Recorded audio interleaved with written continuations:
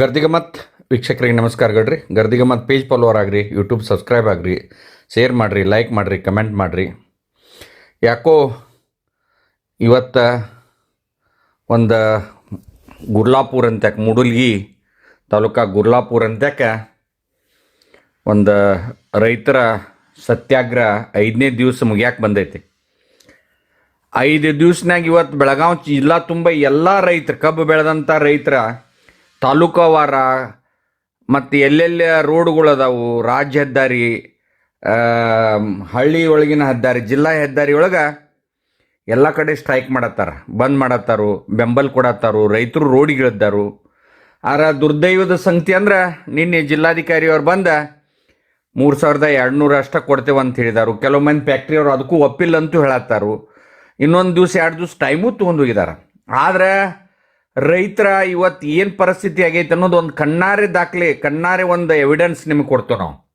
ಯಾಕಂದ್ರೆ ರೈತನ ಪರಿಸ್ಥಿತಿ ಎಲ್ಲಿಗೆ ಬಂದು ಹತ್ತೈತಿ. ಈ ಸಕ್ರೆ ಫ್ಯಾಕ್ಟ್ರಿ ಅವ್ರ 12-13 ತಿಂಗಳು ನಾವು ಕಬ್ಬು ನೀರು ಹಾಸಿ ಗೊಬ್ಬರ ಹಾಕಿ ಸಾಲ ಮಾಡಿ ಒಂದು ಬೆಳೆದಂಥ ಬೆಳೆಗೆ ಯೋಗ್ಯ ಬೆಲೆ. ಯಾಕಂದ್ರೆ ಇವತ್ತು ನೀವು ಮೊದಲ ಒಂದು ಹಿರಣ್ಯಕೇಶಿ ಸಕ್ರೆ ಫ್ಯಾಕ್ಟ್ರಿಯಾಗ 60-70 ರೂಪಾಯಿ ಟನ್ ಇದ್ದಾಗ ಒಂದು ಟನ್ ಕಬ್ಬು ಹೋದ್ರೆ ಒಂದು ತೊಲಿ 10 ಗ್ರಾಮ್ ಬಂಗಾರ ಬರ್ತಿತ್ತು ಒಂದು ಕಾಲಕ್ಕೆ. ಇವತ್ತು ಬಂಗಾರ ರೇಟ ಇವತ್ತು 1,20,000 30,000 ಹೋಗೈತಿ. ಆದ್ರೆ ಕಬ್ಬಿನ ರೇಟ ಇವತ್ತು 3,000ಕ್ಕಿಂತ ಹೆಚ್ಚು ಕೊಡೋಕ್ಕಾಗೋದಿಲ್ಲ ಅನ್ನತ್ತಾರೆ. ಎಷ್ಟು ಉಪಉತ್ತಮ ಮ್ಯಾಗ ಎಟ್ಟೆಟ್ಟು ರೊಕ್ಕ ತಗೋತಾರೋ, ಏನು ಮಾಡ್ತಾರೋ ಅದನ್ನ ಯಾವುದೂ ನಾವು ಲೆಕ್ಕಪತ್ರ ಕೇಳತ್ತಿಲ್ಲ. ಜಮ್ ಅಂತ ಹೂ ಒಂದು 3,500 ಕೊಟ್ಟ ಮತ್ತು ಏನಾರೇ ಮಾಡಿ ರೈತರನ್ನ ಸಮಾಧಾನ ಮಾಡ್ಯಾರ ಅಂತೇಳಿ 5 ದಿವಸ ಹಾದಿಕಾದರೂ ಯಾವ ಈ ರಾಜಕಾರಣಿಗಳಾಗಲಿ, ಸಕ್ರೆ ಫ್ಯಾಕ್ಟ್ರಿ ಮಾಲಕರಾಗಲಿ ಯಾರೂ ಮಾತಾಡೋಕ್ಕೆ ತಯಾರಿಲ್ಲ. ಒಟ್ಟಾರೆ ಅಂದರೆ ನೀವು ಅನಿವಾರ್ಯವಾಗಿ ನಮ್ಗೆ ಕಬ್ಬು ಕೊಡ್ತಾರನ ಅನ್ನೋ ಒಂದು ಭರವಸೆ ಇಟ್ಕೊಂಡು ಕುಂತಾರೆ. ಮಾಡಕ್ಕೆ ಹೋಗ್ಬೇಡ್ರಿ, ರೈತನ ಮರ್ಮರ್ಸಕ್ಕೆ ಹೋಗ್ಬೇಡ್ರಿ.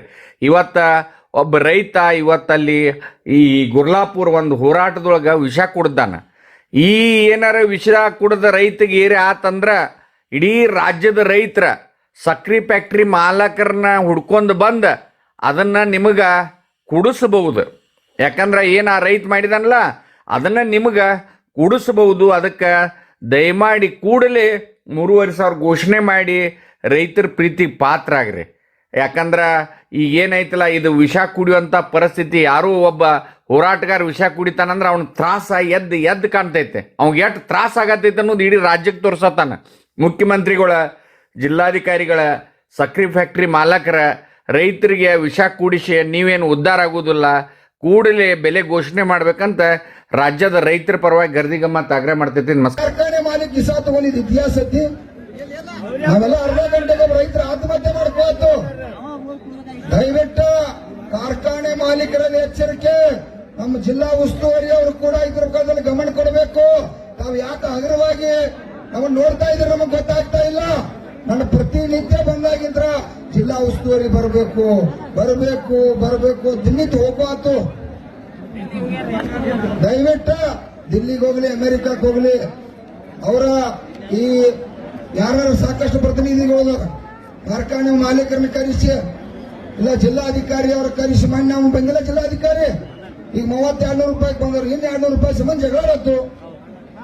ಇಲ್ಲಿ ನಮ್ಮ MP ಅವರು ಈಗ ಬರ್ಲಿ, ಚರ್ಚೆ ಮಾಡ್ಲಿ. ಯಾಕಂದ್ರ ಇದು ಉಡಾಪಿತನವನ್ನ ಕಾರ್ಖಾನೆ ಮಾಲೀಕರು ಬಿಡ್ರಿ. ಇಲ್ಲ ಅಂದ್ರ ಇವತ್ತೇನಾರ ಬರ್ಲಿಲ್ಲ ಅಂದ್ರ ನಾವು ನಿಮ್ಮ ಮನೆಗೆ ಅಲಿಗೆ ತಗೊಂಡ್ಬರ್ತು. ಕಬ್ಬಿನ ಬಿಲ್ ಕೊಡಬಾರ ಬಿಡು ಮಕ್ಕಳಲ್ಲ ನಾವು ಹೋಗ್ಕೊತ್ತು. ಯಾಕಂದ್ರ ನಾವು ನಿಮ್ಗ ಕಬ್ಬು ಕಳ್ಸತ್ತು.